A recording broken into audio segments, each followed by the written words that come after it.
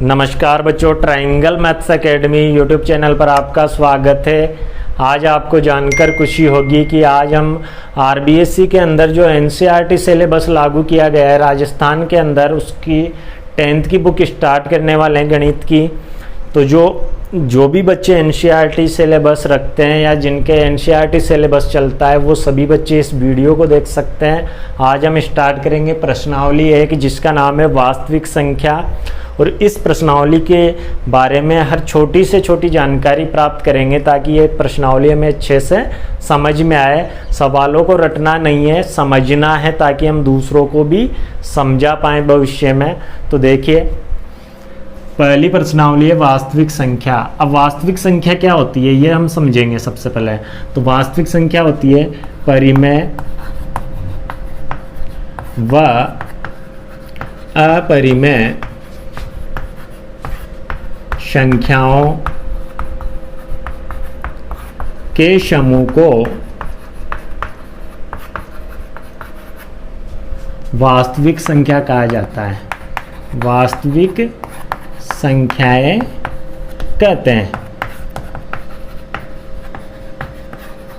अब इसके उदाहरण समझने की आवश्यकता नहीं है क्योंकि हम परिमेय और अपरिमेय संख्या को ही समझेंगे तो वो इसके क्या हो जाएंगे, उदाहरण हो जाएंगे। तो हम सबसे पहले समझेंगे परिमेय संख्या। तो देखिए बच्चों, परिमेय संख्या बहुत ही अच्छे तरीके से आपको समझाएंगे ताकि आपके अच्छी समझ में आए। जिसको हम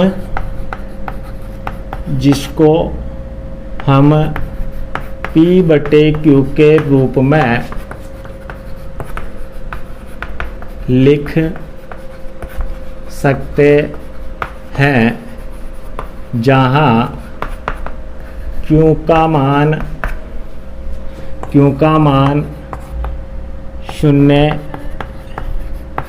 यानी 0 नहीं होना चाहिए।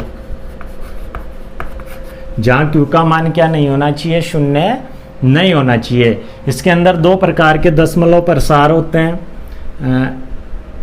इसमें शांत दशमलव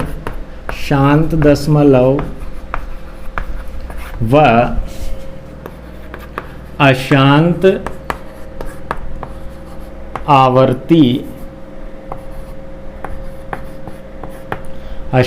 आवर्ती प्रसार होता है। यानी जो परिमेय संख्याएं होती है उनके अंदर दो प्रकार के दशमलव प्रसार होते हैं, जो हमने 9th में भी पढ़ा है कि शांत दशमलव और अशांत आवर्ती प्रसार। दो प्रकार के दशमलव प्रसार होते हैं इसके अंदर। अब इसके एग्जाम्पल समझिए। जैसे 4/5, ठीक है। 4/5 एक परिमेय संख्या होगी क्योंकि इसको P/Q के रूप में लिख लिया है हमने। और Q का मान क्या नहीं है, यहाँ पे 0 नहीं है। यानी नीचे वाली संख्या कभी भी 0 नहीं होनी चाहिए, ऊपर वाली चाहे 0 हो सकती है। 0 को हम परिमेय संख्या बोल सकते हैं, ठीक है। क्योंकि इसके नीचे 1 लगा देंगे तो हो गई P/Q के रूप में। और Q का मान क्या नहीं है, यहाँ पे 0 नहीं है। तो ये सभी संख्याएं क्या होती है, परिमेय संख्या होती है। अब ये इतना इम्पोर्टेंट नहीं है, यहाँ पे ये जो शांत दशमलव और अशांत आवर्ती जो प्रसार है वो इम्पोर्टेंट है। तो पहले हम पढ़ेंगे शांत दशमलव।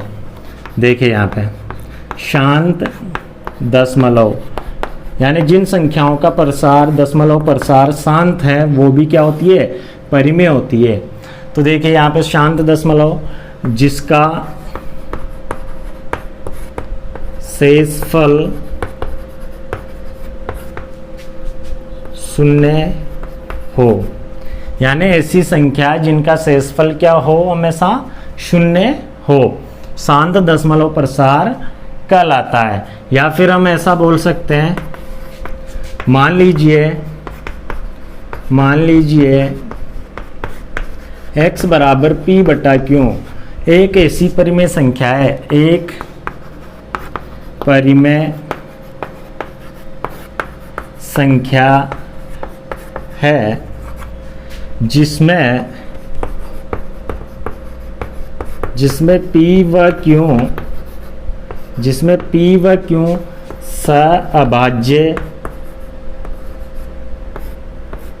सभाज्य है तथा Q का अभाज्य गुणनखंड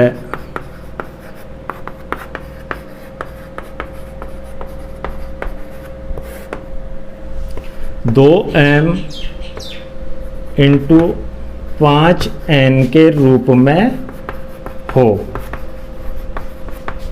तो x का दशमलव प्रसार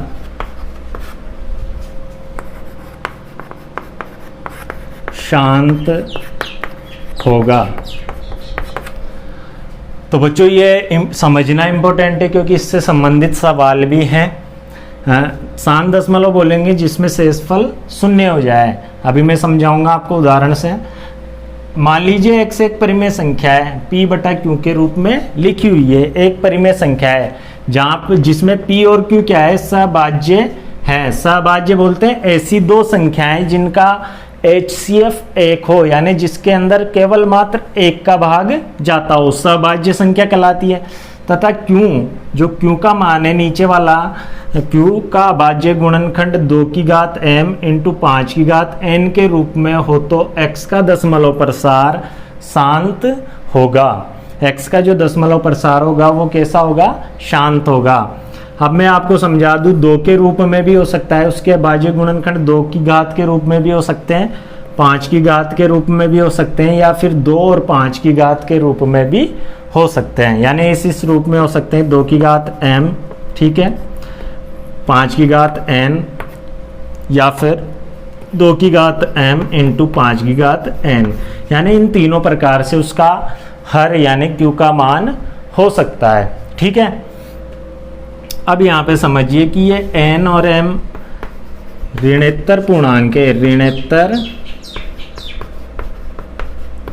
पूर्णांक है, ये भी हमें ध्यान रखना है। जो n और m इनकी घात है वो ऋणोत्तर पूर्णांक है, यानी कि इनका मान 0 नहीं है। और ऋणोत्तर पूर्णांक का मतलब होता है इनका मान धनात्मक होगा हमेशा, यानी ना तो 0 होगा और ना ही माइनस में होगा, प्लस की संख्याएं हो गई है, यानी प्लस वाला पूर्णांक होगा, धनात्मक पूर्णांक होगा n और m का मान। अब समझिए इसका उदाहरण। जैसे मान लीजिए 17/2 है। अब इसका दशमलव प्रसार अगर हम निकालेंगे तो दशमलव प्रसार निकालने के लिए हमें 17 में किसका भाग देना पड़ेगा, 2 का भाग देना पड़ेगा। तो 2 का भाग देंगे तो 8 बार जा रहा है, फिर पॉइंट लगाएंगे, 1 बचेगा। 1 में कितने बार जाएगा, नहीं जाएगा, तो पॉइंट लगा दिया, 0 लगेगा, यानी 5 बार, 8.5 हो गया। यानी इसका दशमलव प्रसार क्या है, शांत है। 17 में 2 का भाग अगर हम दें तो देखिए यहाँ पे 16, 8 बार में 1 बचा, पॉइंट लगाएंगे, 0, 5 बार में 10 आ जाएगा और 0 बचेगा। यानी शेषफल क्या बच रहा है यहाँ पे, 0। और इसका दशमलव प्रसार शांत हो जाता है, यानी जो पॉइंट के बाद की संख्या है वो बार बार नहीं आती।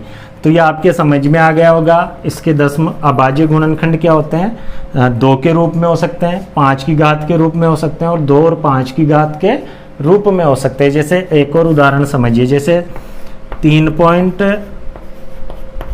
ये है, ये शांत दशमलव है क्योंकि यहाँ जाकर इसका क्या हो गया, दशमलव प्रसार खत्म हो गया 7 पे, तो ये शांत है। तो अगर पॉइंट हटाएंगे तो यहाँ पे क्या लग जाएगा, 3 0 लग जाएगा, 3 अंक छोड़कर पॉइंट हटा रहे हैं, तो इसको हम लिख सकते हैं 357/1000।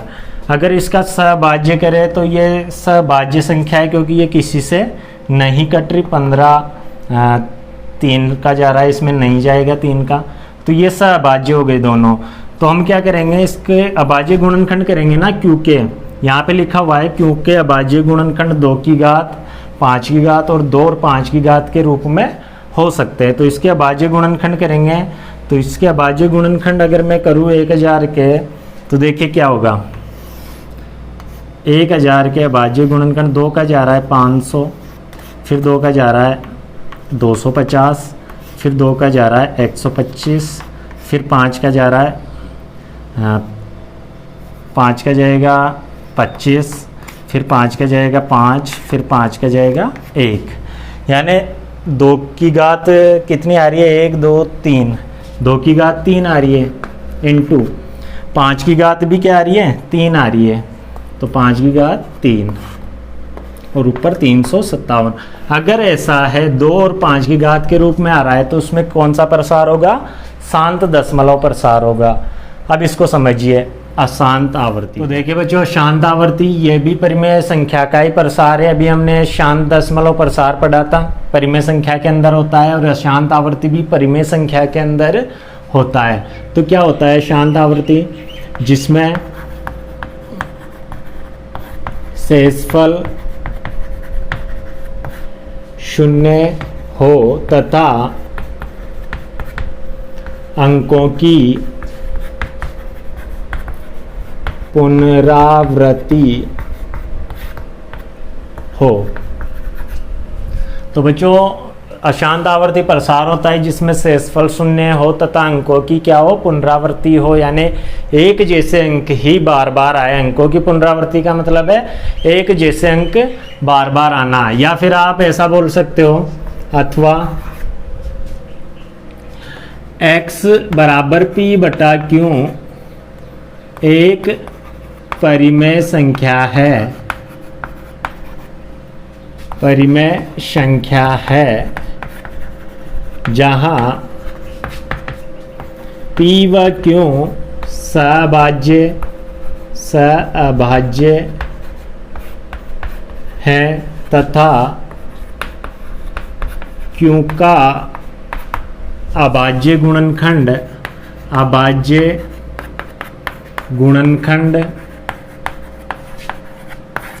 2 की घात m इंटू 5 की घात n के रूप में ना हो, तो x का दशमलव प्रसार अशांत आवर्ती होगा। तो बच्चों, शांत आवर्ती को हम इस प्रकार समझ सकते हैं, यदि x p बटा q एक परिमेय संख्या है, x एक परिमेय संख्या है जहाँ p q क्या है, सभाज्य है तथा q का अभाज्य गुणनखंड 2 की घात m इंटू 5 की घात n के रूप में ना हो, तो x का दशमलव प्रसार अशांत आवर्ती होगा। लेकिन कंडीशन ये है कि वो परिमेय संख्या होनी चाहिए, ठीक है, क्योंकि ऐसा दशमलव प्रसार जिसमें 2 की घात m 5 की घात n के रूप में ना हो, वो तो अशांत अनावर्ती में भी होता है, जो कि एक परिमेय संख्या होती है। तो इसका आप उदाहरण समझिए, आप जैसे 1/7। अब 1/7 का दशमलव प्रसार अगर हम करेंगे तो क्या होगा, देखिए 1 में हमें किसका भाग देना है, 7 का भाग देना है। तो देखिए जा रहा नहीं है तो पॉइंट लगा के, 0 लगा के पॉइंट लगा सकते हैं। एक बार जा रहा है 7 3, फिर 0 लगा देंगे, 7 चौक 28, फिर 2 आ जाएगा, ठीक है, फिर 0 लगाएंगे, 7 दूना 14, फिर 6 बचेगा, फिर 0 लगा देंगे, 7 8 56, फिर 4 बचेंगे, फिर 0 लगा देंगे, 7 5 35, फिर 5 बचेगा, 7 7 49, ठीक है। तो यहाँ पे आ जाएगा 1, तो वापस यहाँ पे क्या हो गया, 1 आ गया। पहले भी क्या था, 1 था, 0 लगाएंगे तो 10 हो जाएगा, तो वापस इसका मतलब है 10 आ गया हमारे पास। तो ये जो संख्याएं हैं ऐसी संख्या बार बार आएगी, फिर 1 आ जाएगा, फिर 4, फिर 2, फिर 8, फिर 5, फिर 7, यानी ये संख्या बार बार आती जाएगी। तो हम इसको लिख सकते हैं 0.142857, और फिर ऊपर क्या लगा सकते हैं, 12 लगा सकते हैं। तो ऐसा जो दशमलव प्रसार होता है इसको बोलते हैं अशांत आवर्ती, यानी एक जैसे अंकों की बार बार पुनरावृत्ति होती है। या फिर इनका जो q का मान है वो किस रूप में नहीं होता, 2 की घात m और 5 की घात n के रूप में ना हो, ऐसा भी हम चेक कर सकते हैं, ठीक है। इसके गुणनखंड करके बिना प्रसार किए हम चेक कर सकते हैं। किस तरीके से, इस तरीके से। अब आप समझिए अपरिमेय संख्या, ठीक है। तो बच्चों अब है अपरिमेय संख्या।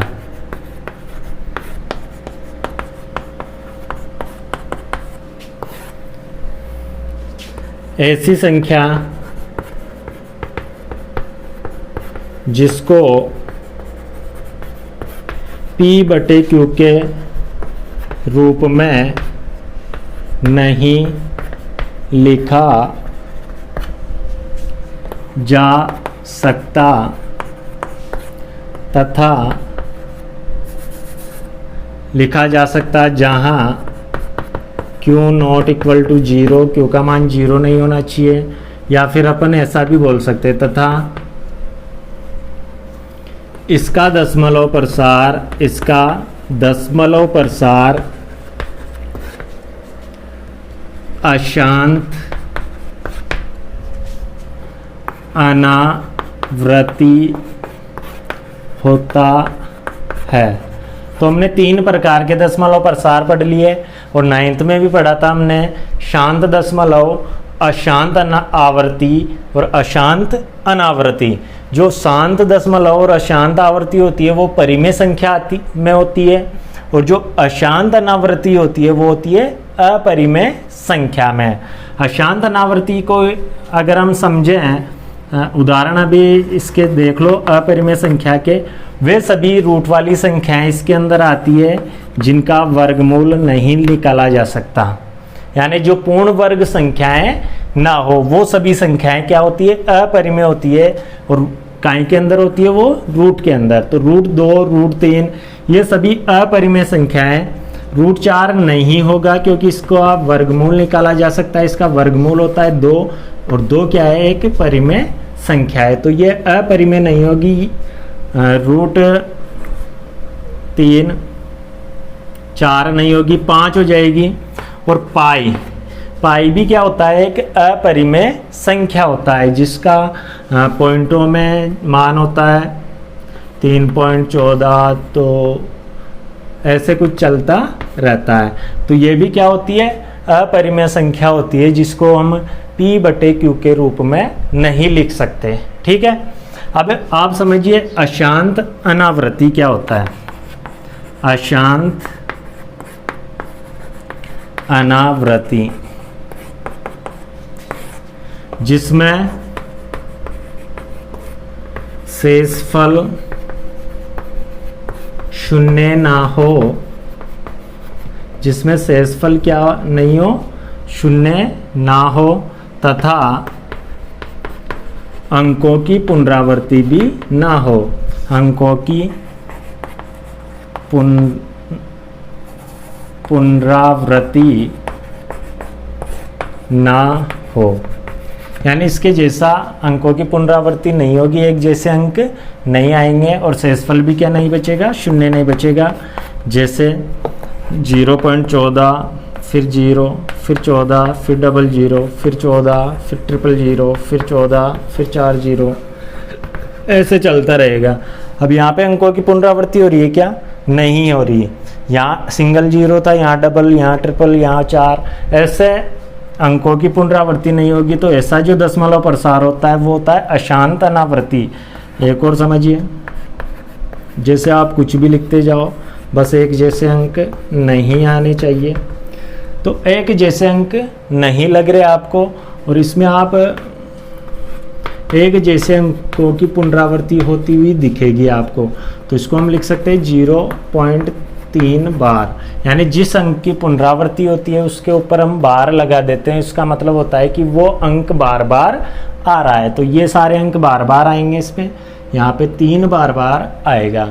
अब इसमें 2 प्रमेय, यूक्लिड विभाजन प्रमेय और अंक गणित का आधारभूत प्रमेय, वो दोनों समझते हैं। तो बच्चों इसमें 2 प्रकार के प्रमेय, तो पहला हम पढ़ेंगे यूक्लिड विभाजन प्रमेय जिसको कलन विधि भी बोलते हैं।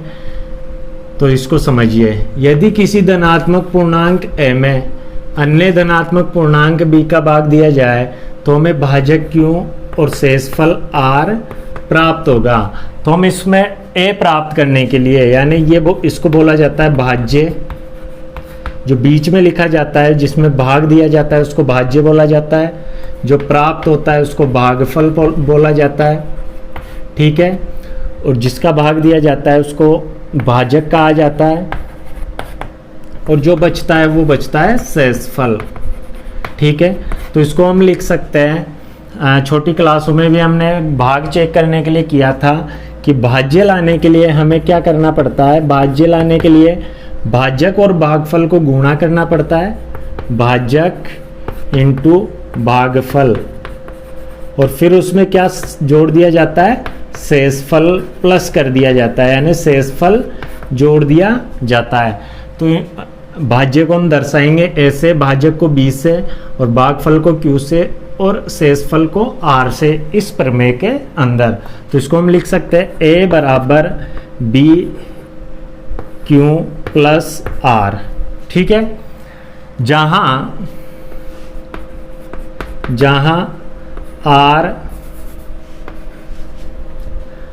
r 0 से बड़ा होगा और 0 के बराबर होगा, और किससे छोटा होगा, b से छोटा होगा।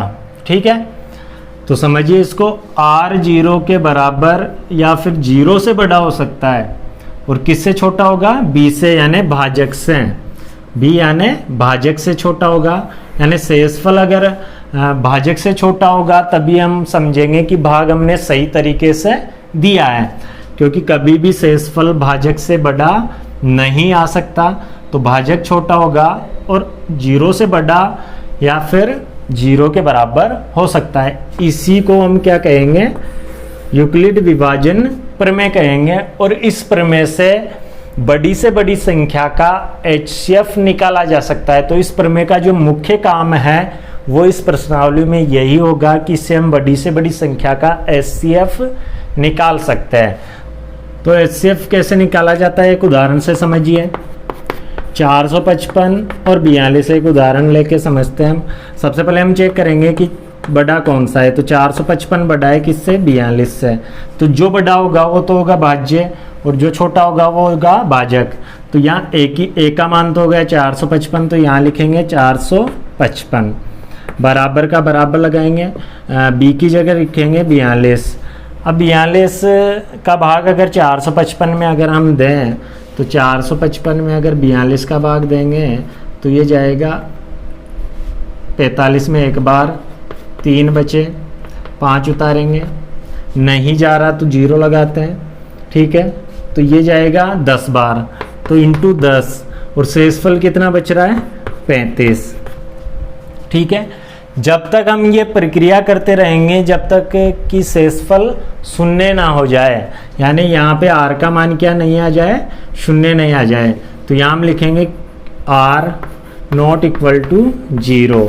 अतः ये हो गया चरण फर्स्ट। अब लिखेंगे चरण सेकंड, और इसमें क्या करेंगे, इसका तो भाजक लेंगे, भाजक और शेषफल लेंगे। ऊपर वाले चरण का क्या लेंगे, भाजक और शेषफल पर निकालेंगे। तो जो भाजक होगा उसको तो हम भाज्य लिख देंगे इधर 42, और जो शेषफल होगा उसको हम लिख देंगे भाजक। यानी ए का मान यहाँ पे हो जाएगा 42 और बी का मान हो जाएगा 35, जो शेषफल आ रहा है। तो 42 में 35 का भाग एक बार जाएगा, एक बार देने पर कितना बचेगा, 7। ठीक है, तो अभी भी क्या नहीं हो रहा, 0 नहीं हो रहा, r का मान 7 आ रहा है। तो यहाँ लिखेंगे r नॉट इक्वल टू 0। फिर आएगा चरण थर्ड। तो जब तक करते रहना है कि शेषफल शून्य ना आ जाए। अब इसका भाजक और शेषफल लेंगे, तो a का मान तो लेंगे 35 और b का मान लेंगे शेषफल 7, यानी b का मान हो जाएगा 7। तो ये तो हो जाएगा भाज्य, a का मान 35, 7 यहाँ लिखेंगे भाजक। तो 35 कितनी बार में आते हैं, 5 बार में आते हैं, प्लस 0, शेषफल कितना बचेगा, 0। तो यहाँ हम लिख देंगे r बराबर 0 आ गया। r बराबर क्या आ गया, 0। अतः अंतिम जो भाजक होगा, अंतिम भाजक यानी b कितना है, 7। ठीक है, और वही क्या होगा हमारा, HCF होगा 7। तो जो अंतिम भाजक होगा वो हमारा क्या होगा, HCF होगा। HCF यानी महत्तम समाप्रवर्तक, जो कि हिंदी में हम बोलते हैं। तो देखिए जो दूसरा प्रमेय हमारे पास वो है अंक गणित की आधारभूत प्रमेय। और ये क्या कहता है कि किसी भी भाज्य संख्या को अभाज्य संख्याओं के गुणनफल के रूप में व्यक्त किया जा सकता है। यानी किसी भी भाज्य संख्या को हम अभाज्य संख्याओं के गुणनफल के रूप में लिख सकते हैं, गुणा में लिख सकते हैं। और इस प्रमेय का जो मुख्य रूप से जो उपयोग होगा वो होगा एलसीएम व एचसीएफ निकालने में। तो मैं आपको समझा देता हूँ एलसीएम और एचसीएफ निकालेंगे इससे। तो एलसीएम एचसीएफ क्या होता है? एलसीएम जिसको हम बोलते हैं हिंदी में लघुत्तम क्षमाप्रवर्तक, और इसका मतलब होता है प्रत्येक गुणनखंड की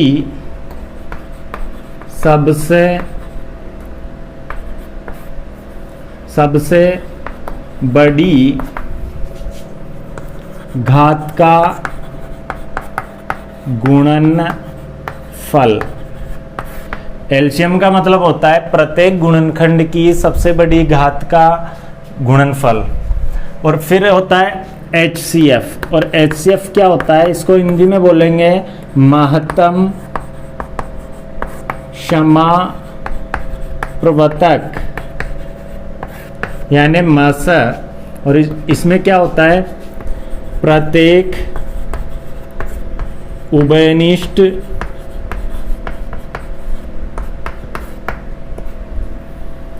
गुणनखंड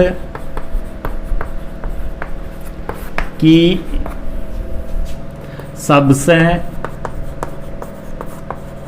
छोटी घात का गुणनफल। यह भी हम समझेंगे। प्रत्येक एलसीएम तो होता है प्रत्येक गुणनखंड की सबसे बड़ी घात का गुणनफल, और एचसीएफ होता है प्रत्येक उभयनिष्ठ गुणनखंड की सबसे छोटी घात का गुणनफल। अब इसको एक उदाहरण से समझते हैं हम। 60 व 100 का हमें लस यानी एलसीएम व मश निकालना है।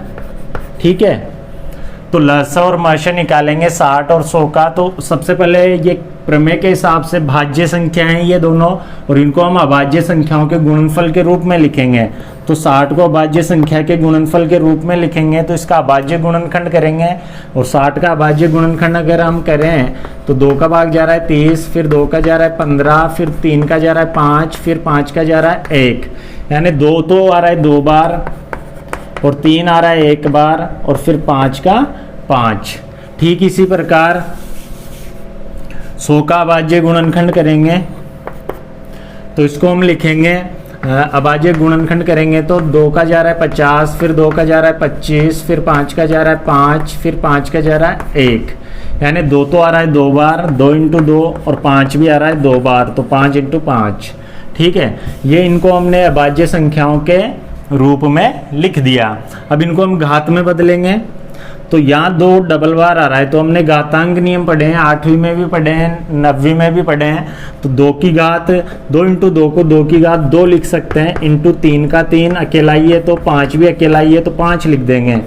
इसी प्रकार 2 की घात 2 हो जाएगी, और 5 की घात भी 2 हो जाएगी क्योंकि 2 बार आ रहा है। अब यहाँ पे अभाज्य गुणनखंड के रूप में लिख दिया। अब निकालेंगे अपन एलसीएम यानी लस। तो देखिए बच्चों लस कैसे निकालते हैं। लिखा हुआ है साफ साफ प्रत्येक गुणनखंड, जो ये प्रत्येक गुणनखंड है दोनों संख्याओं के, उनकी सबसे जो बड़ी घात है उसका गुणनफल ही क्या कहलाता है? एलसीएम कहलाता है। तो यहाँ 2 को देखेंगे सबसे पहले, जो 2 अभाज्य संख्या है इसको देखेंगे, इसकी सबसे बड़ी घात यहाँ पे भी 2 है, यहाँ पे भी 2 है, तो दोनों समान है। तो समान होने की कंडीशन में तो 2 की घात 2 ले लेंगे। ठीक है, इंटू लगाएंगे। फिर देखेंगे कि यहाँ 3 आ रहा है जबकि यहाँ 3 नहीं आ रहा, तो 3 की अधिकतम घात 1 है। यहाँ पे दोनों में देखते हैं तो 3 की घात 1 ले लेंगे यहाँ पे। ठीक है, इसी प्रकार यहाँ 5 है, यहाँ भी 5 है, यहाँ 5 की घात 1 है, यहाँ 5 की घात 2 है, तो अधिकतम घात लेंगे एलसीएम में, तो 2 आ गया। अब इनको आपस में गुणा कर लेंगे तो देखिए यहाँ पे 2 को 2 बार लिख सकते हैं, 3 का 3, 5 को भी 2 बार लिख सकते हैं। अब इनको अगर गुणा करेंगे तो 5 5 25, 25 75 और 75 दूना 150 और दूना 300, ठीक है, तो ये आ जाएगा 300, ठीक है। अब यहाँ पे अपन निकालेंगे HCF यानी मस। तो HCF में क्या है दिया हुआ है साफ साफ कि प्रत्येक उभयनिष्ठ गुणनखंड, पहले तो ये देखना है कि जो उभयनिष्ठ गुणनखंड है दोनों में वो कौन सा है, उसकी सबसे छोटी घात लेनी है और फिर उनको गुणा कर देना है। तो यहाँ पे उभयनिष्ठ गुणनखंड देखें अगर इन दोनों संख्याओं में तो 2 आ रहा है पहले तो 2 की सबसे छोटी घात यहाँ पे भी 2 है, यहाँ पे भी 2 है, तो छोटी बड़ी बराबर है सब, तो 2 की घात 2 आ जाएगा, ठीक है, इनटू यहाँ 3 आ रहा है लेकिन यहाँ पे नहीं आ रहा। उभयनिष्ठ का मतलब है दोनों में आना चाहिए वो गुणनखंड क्या होना चाहिए, दोनों में आना चाहिए। तो 3 इसमें नहीं आ रहा तो इसको छोड़ते हैं। 5 को देखते हैं, 5 की घात 1 है, यहाँ 5 की घात 2 है, तो सबसे छोटी घात का गुणनफल लिया जाता है। तो सबसे छोटी घात यहाँ 5 की घात 1 है, तो यहाँ लिख देंगे अपन 5। अब अगर इनको गुणा करें तो 2 को 2 बार लिख सकते हैं और 5 दूना 10, 10 दूना 20, तो इसका HCF आएगा इन दोनों संख्याओं का वो तो आएगा 20 और LCM आएगा 300, ठीक है। ये इस प्रमेय का मुख्य काम यह है और यही प्रमेय बोलता है कि यदि A व B 2 धनात्मक पूर्णांक हैं, 2 क्या है, धनात्मक पूर्णांक, यदि A और B 2 धनात्मक पूर्णांक है तो हम क्या कर सकते हैं कि LCM ऑफ A B है ना इंटू HCF ऑफ A और B बराबर होगा A इंटू B के। ये भी हमें ध्यान रखना है क्योंकि ये सवाल, इससे संबंधित सवाल भी है इस प्रश्नावली में कि यदि A और B 2 धनात्मक पूर्णांक है और उनका एलसीएम अगर हम निकाले और HCF से अगर उसको गुणा कर दे तो वो किसके बराबर होता है, दोनों संख्याओं के गुणनफल के बराबर होता है। दोनों संख्याओं के किसके बराबर होता है, गुणनफल के बराबर होता है। अब मैं आपको चेक करके बता सकता हूँ, यहाँ एलसीएम आया कितना 300, HCF कितना आया 20, गुणा कर देंगे और दोनों संख्याएं क्या आती 60 और 100, 60 इंटू 100, तो इधर गुणा करेंगे 3 दूना 6, 1 2 3 जीरो लग जाएंगे यानी 6000 आ जाएगा। 6 कम 6, 1 2 3 जीरो इधर लग जाएगा तो इधर भी 6000 आ जाएगा। तो बराबर हुआ या नहीं हुआ, तो ये प्रमेय यही बोलता है। और इसका उपयोग हम कैसे करेंगे सवालों में कि एलसीएम दे देगा और दोनों संख्याएं दे देगा तो HCF निकाल लेंगे, दोनों संख्याओं के गुणनफल में किसका भाग दे देंगे, एलसीएम का। तो वो हम सवालों में करेंगे, ये हमें ध्यान रखना है, ठीक है। तो बच्चों बहुत अच्छे तरीके से आपके समझ में आया। तो बच्चों मेरे द्वारा दी गई जानकारी आपको अच्छी लगी और आप नए हो चैनल पे तो प्लीज़ सब्सक्राइब जरूर करें, वीडियो को लाइक करें और बेल आइकन प्रेस कर ले ताकि ऐसी ही शानदार वीडियो आप तक पहुंचती रहे। धन्यवाद। जय हिंद, जय भारत।